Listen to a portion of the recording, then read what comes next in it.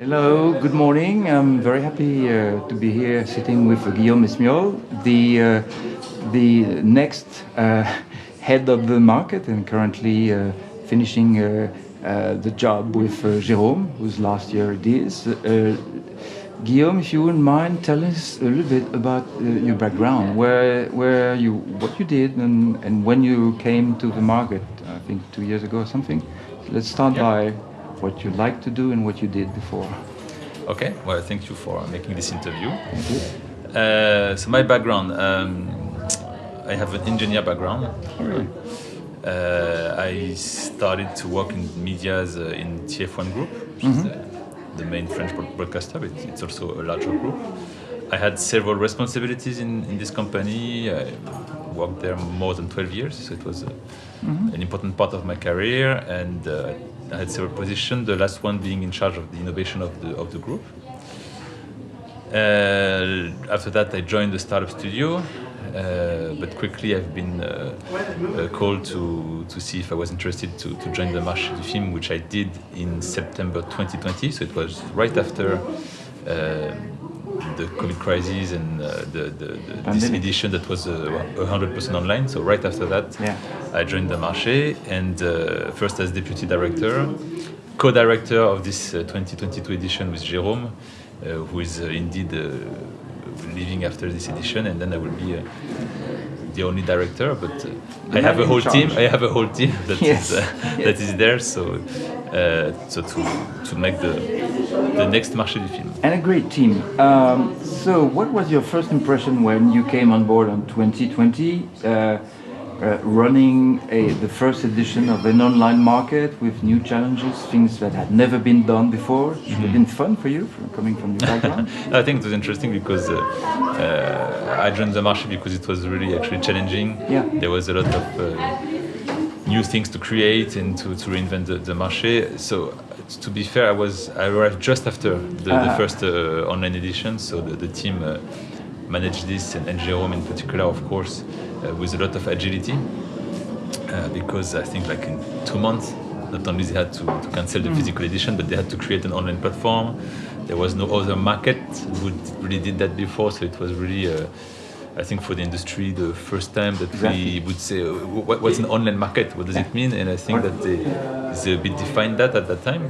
I'm saying that I was not there, so it's really for the credit of the team. Yeah. So I arrived right after that. There was a lot of good things.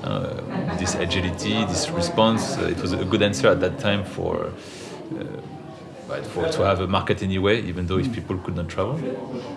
And at the same time, we had to create the next edition, which was really hybrid, meaning that half digital, half on-site in Cannes. So the numbers that we had in 2021, it was 55% of the participants were on-site in Cannes, and 45% online. So really hybrid. And the conclusion, it was a very hard decision for us because it's a lot of additional work. Yeah. You have to manage both. And actually, you don't have a bigger market. It's more like two separated markets, because the people in Cannes, they are really focused on their meeting in Cannes, and the people online, they are really online. They don't get all the things that they could get in Cannes, and so it's a bit different. So we don't like the word so much hybrid anymore. Even though this year we still have an online platform for some screenings for professionals that were not able to come still this year. I'm thinking especially about China, countries in Asia, and all of conferences are streamed online. But still, it's a physical first event. It's really first in Cannes. Even the screenings that when the sales agents are okay to put their screening online, it's at the best is 24 hours after the screening in Cannes. So the priority is really for the event in Cannes for this 2022 edition. Mm-hmm. Well, and also coming back to last year's edition, you had to deal with things you were not used to, dealing with the COVID. Can you say a few words about how many tests, what it cost, any ideas of how many people got the COVID? Yeah. So I don't remember the figures. I'm sorry about that, but there was many tests. We had a full lab just near the festival in the Marché to provide tests. We financed the test. I read it was somewhere a huge cost cost for us. 1 million. Is that a good right? I was going to say 500,000, but maybe I'm wrong. But it was very expensive. It was very expensive. But I think the biggest merit that we have for the 2021 edition is to have done it anyway. Yeah. For the symbol, for the city of Cannes, because Cannes is really living from the events happening in Cannes, and we were the first big event coming back. And that's very good, and for the industry also to show that even though it was a very tough time, we are starting to get back on business, even though it was very, very difficult. But and to answer to your question about the COVID test, we had some positive tests. It was not a lot, probably because all the people coming to Cannes at that time, they were tested before coming, to take the flight. They were very careful, but yet we still had some who got positive, because sometimes you are positive and you don't even notice, you don't have anything, but you are. But very few, so yeah, it was well managed. We had also more ventilation in the space, more space also, and the mask was mandatory at that time. So this year it's recommended but not mandatory. So no, it was a particular edition. So I'm happy it's not the same. Yeah, and more work, of course, more work. Yeah.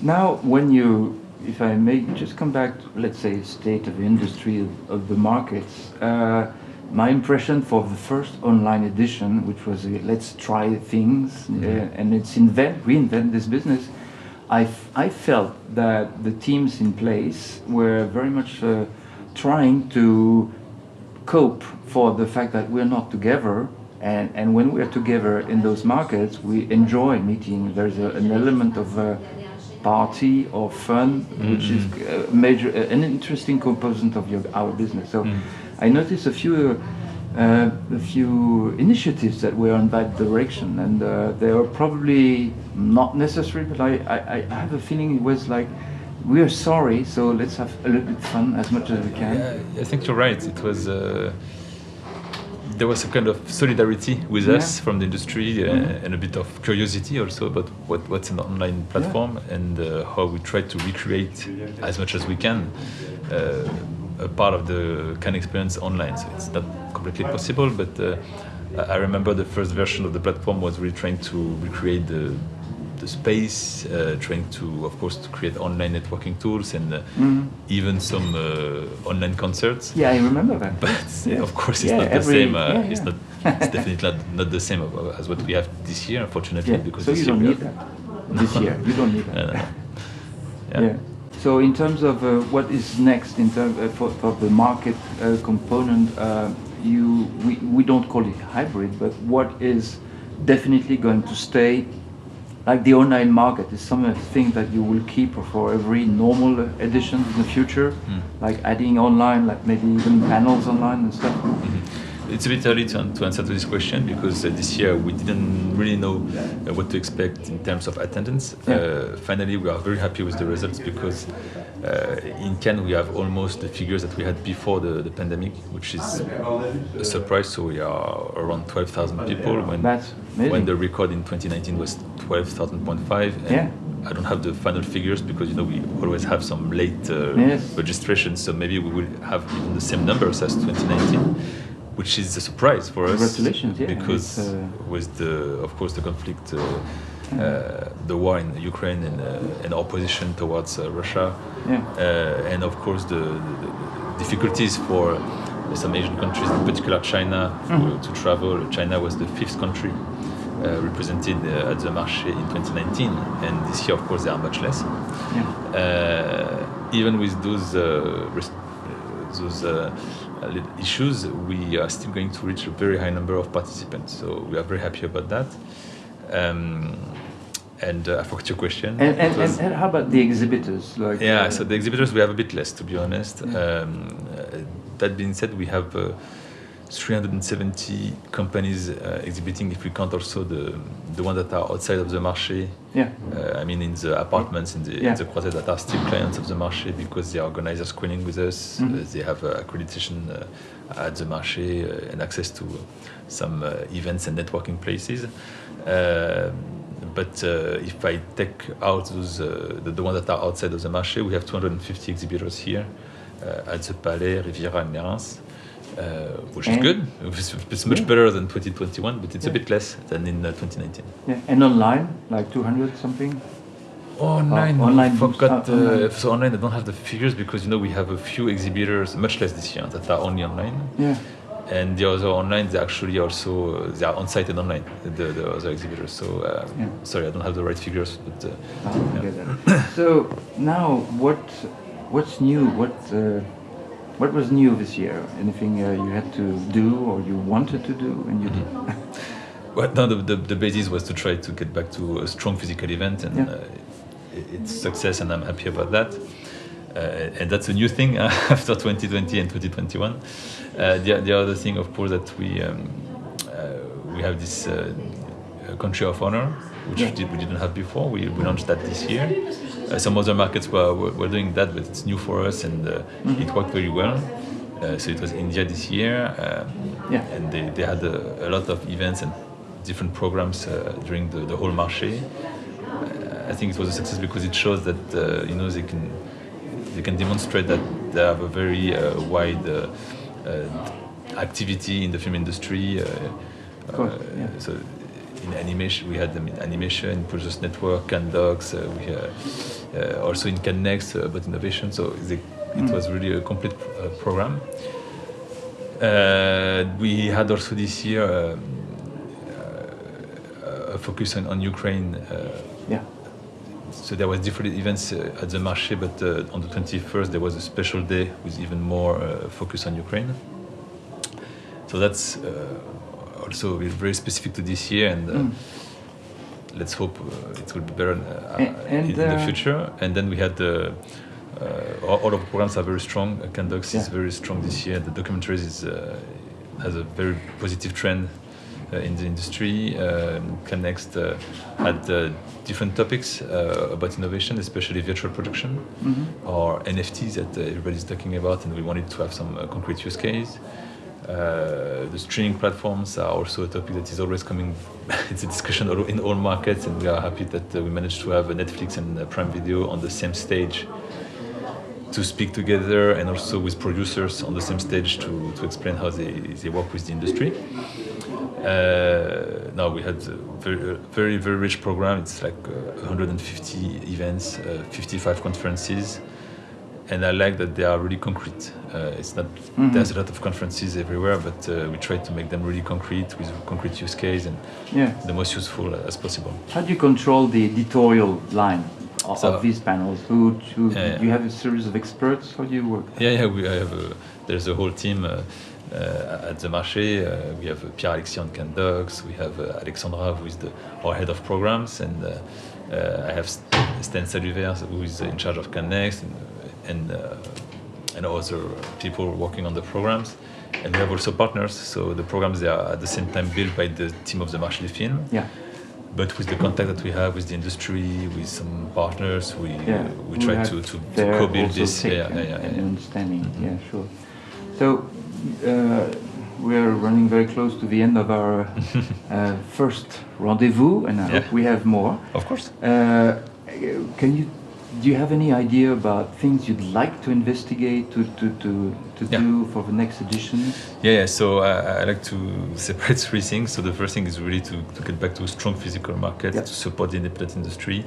And we have very good figures here, but some people fear that it's going down.